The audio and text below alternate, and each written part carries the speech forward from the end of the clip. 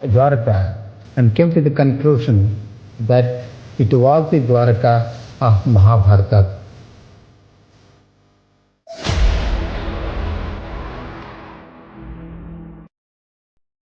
आज से करीब 5000 साल पहले समुद्र के बीच बसी थी एक भव्य नगरी, जहां बड़े बड़े 9 लाख से भी ज्यादा महल थे, जिसमें हीरे और सोने के साथ ही 7 और भी कई अमूल्य रत्नों से कारीगरी की गई थी।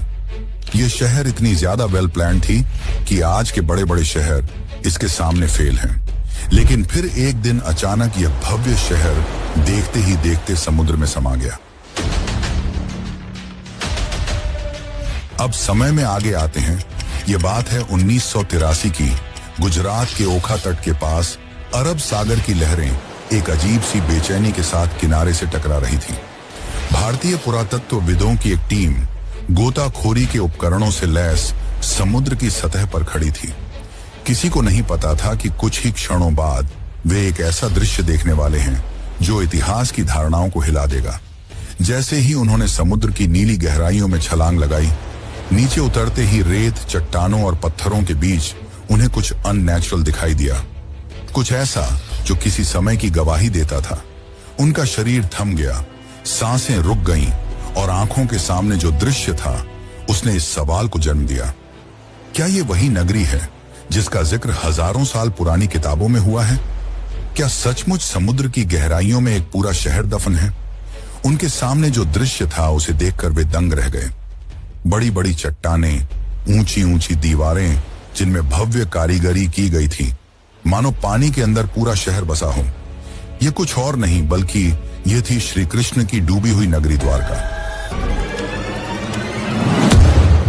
दोस्तों, बहुत पहले से ही महाभारत और रामायण जैसे दिव्य ग्रंथों को मिथ यानी कि किस्से और कहानियों की तरह बताया जाता है, और उन्हीं एक किस्से कहानियों में लिखी थी इस भव्य नगरी द्वारका के बारे में, और इसे भी बहुत समय से काल्पनिक कहानी की तरह ही बताया गया।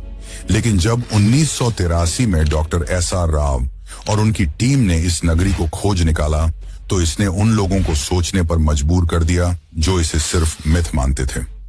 डॉक्टर SR राव ने डिटेल्ड आर्कियोलॉजिकल सर्वे और रिसर्च के बाद यह कंफर्म किया कि यह वही द्वारका नगरी है जिसका वर्णन महाभारत और हरिवंश पुराण में मिलता है। तो आखिर ऐसा क्या हुआ कि द्वारका जैसी समृद्ध शहर एक ही झटके में पानी के अंदर समा गई, और रिसर्च के दौरान डॉक्टर राव और अन्य आर्कियोलॉजिस्ट को ऐसा क्या मिला जिसने उन्हें चौंका के रख दिया?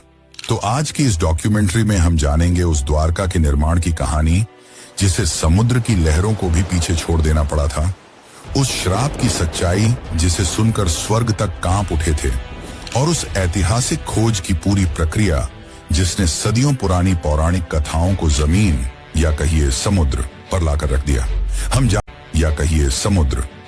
दिया। हम जानेंगे कि कैसे डॉक्टर SR राव और उनकी टीम ने समुद्र की गहराइयों में उतरकर उस नगरी के अवशेष खोज निकाले जिसे लोग सिर्फ कहानी मानते थे। हम यह भी देखेंगे कि कैसे आधुनिक काल में वैज्ञानिकों ने समुद्री तल में हजारों साल पुरानी दीवारें, स्तंभ, लंगर और कलाकृतियां खोजी जिनकी तारीखें महाभारत युद्ध से मेल खाती हैं। तो चलिए इस रोमांचक सफर की शुरुआत करते हैं, जहां पुराण, पुरातत्व और विज्ञान मिलकर उस नगरी की कहानी सुनाएंगे जो हजारों साल पहले स्वर्णिम थी, फिर श्रापित हुई और अंत में लहरों में समा गई। लेकिन उससे पहले अगर आपको वीडियो अच्छी लग रही है तो इसे लाइक करके कमेंट में हरे कृष्णा जरूर लिखें। बहुत समय पहले जब मथुरा में कंस का आतंक अपनी चरम पर था, तब श्री कृष्ण ने कंस का वध कर नगरवासियों को उसके अत्याचार से मुक्त किया, जिसके बाद श्री कृष्ण मथुरा में ही बस गए। लेकिन कंस की मृत्यु से क्रोधित होकर कंस के ससुर जरासंध ने मथुरा पर लगभग 17 बार हमले किए।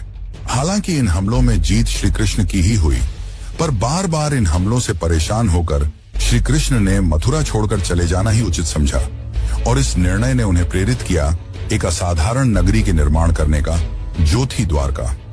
श्री कृष्ण समुद्र तट पर गए और समुद्र देव से प्रार्थना की, हे वरुण देव, मुझे मेरी प्रजा के लिए शांति और सुरक्षा चाहिए। मुझे अपनी गोद से एक टुकड़ा भूमि दो जहां मैं एक नई नगरी बसाऊं। वरुण देव मुस्कुराए और उन्होंने श्री कृष्ण को समुद्र के बीच 12 योजन यानी कि लगभग 153.6 किलोमीटर भूमि दान में दी, जिसके बाद गॉड ऑफ आर्किटेक्ट यानी कि भगवान विश्वकर्मा को इस नगरी के भव्य निर्माण का कार्य सौंपा गया। अंततः उन्होंने इस भव्य नगरी का निर्माण संपन्न किया। महलों की ऊंचाई जैसे आकाश को छू रही थी, दीवारें सोने की थीं, फर्श चांदी के। नगर के चारों ओर विशाल द्वार थे, इसीलिए इस नगरी का नाम पड़ा द्वारका यानी द्वारों का नगर। हवाओं में सुगंधित फूलों की खुशबू थी, गलियों में मोर नाचते थे और बीचों बीच बना श्री कृष्ण का महल तो ऐसा प्रतीत होता था मानो स्वर्ग पृथ्वी पर उतर आया हो। नगर की सड़कों को इस तरह से बनाया गया था कि वे सीधे बंदरगाह तक पहुंचती थीं। समुद्र से व्यापार के लिए विशेष गोदियां बनाई गईं, जहां जहाज आसानी से आ जा सकें। शहर में जल आपूर्ति के लिए सिंचाई प्रणाली थी, जो उस काल में अत्यंत दुर्लभ मानी जाती थी। स्वच्छ जल के तालाब, हरे भरे बाग और सजे हुए बाजार इस नगरी को न केवल सुंदर बल्कि पूरी तरह आत्मनिर्भर बनाते थे। भागवत पुराण के अनुसार द्वारका में कुल 900 से अधिक भव्य महल थे, जो चंद्रकांत, हीरा, मणि और सोने से बने थे। श्री कृष्ण ने स्वयं उन महलों को अपने प्रियजनों के लिए बनवाया था। बलराम, रुक्मिणी, सत्यभामा, जाम्बवती और अन्य रानियों के लिए अलग अलग राजमहल। ये महल न सिर्फ वास्तुकला का चमत्कार थे, बल्कि अध्यात्म और भक्ति का प्रतीक भी। लेकिन यह अंत नहीं था। अब शुरू होने वाला है वो अध्याय जिसने द्वारका को कालातीत बना दिया। एक ऐसा नगर जिसे स्वयं भगवान ने बसाया, देवताओं ने सजाया और समय ने इतिहास में दर्ज कर दिया। लेकिन जहां निर्माण होता है, वहीं विनाश भी इंतजार करता है। द्वारका की यह स्वर्ण गाथा आगे चलकर एक ऐसे श्राप की छाया में डूबेगी जिसकी कल्पना तक किसी ने न की थी। महाभारत का युद्ध समाप्त हो चुका था।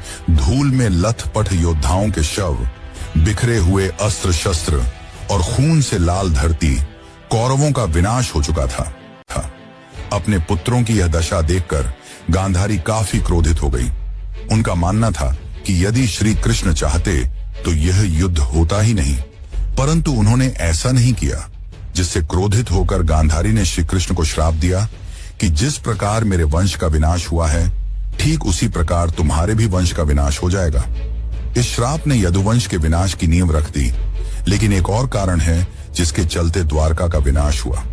दरअसल एक समय की बात है, द्वारका के पास एक स्थल जिसका नाम पिंडारक था, वहां एक दिन प्रमुख ऋषिगण पधारे।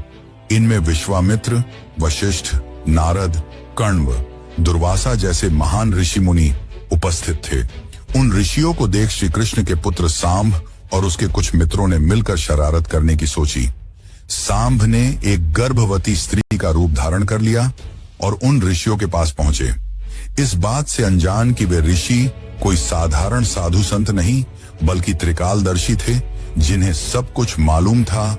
सांब और उसके मित्र उनके निकट गए और उनकी तपस्या भंग कर ऋषियों से अपने होने वाले बच्चे के बारे में पूछने लगे।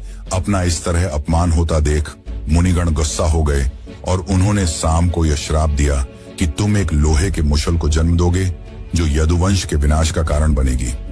सांब और उनके साथी भयभीत हो उठे। उन्होंने माफी मांगी, पर अब कुछ नहीं हो सकता था। कुछ दिनों बाद वही हुआ जो भविष्यवाणी की गई थी। जब सांब सुबह उठा तो उसके कपड़ों में एक भारी भरकम मुशल मिला।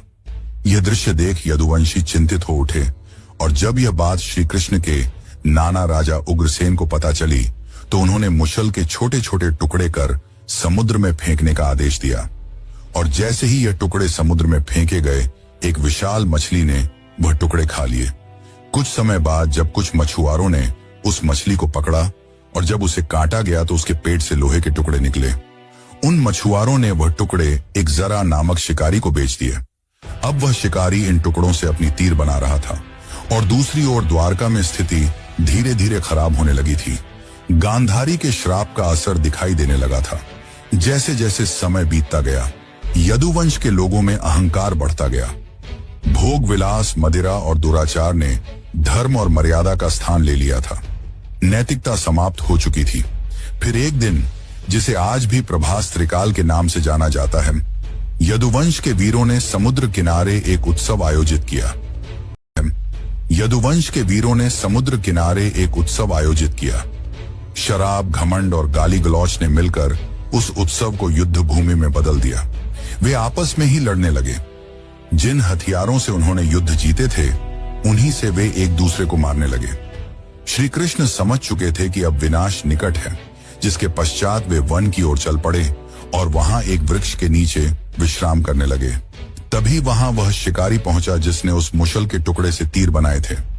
उस शिकारी ने श्री कृष्ण को हिरण समझकर उन पर तीर चला दी और जैसे ही तीर श्री कृष्ण के पैरों में लगी, उन्होंने यह लोक त्याग दिया और उनके मृत्यु के साथ ही पूरी द्वारका नगरी पानी में समा गई। इस प्रकार द्वारका का वह वैभवशाली अध्याय समाप्त हुआ। वह नगर जिसे स्वयं भगवान ने बसाया था, जिसने एक युग देखा था, अब रह गया केवल शास्त्रों के पन्नों में और समुद्र की खामोशी में छिपी एक अमर स्मृति के रूप में। लेकिन क्या यह अंत है? क्या हुआ श्री कृष्ण के मृत्यु के पश्चात और क्यों श्री कृष्ण आज भी जिंदा हैं? अर्जुन ने क्या भूमिका निभाई? ये सब जानने से पहले हम ये जान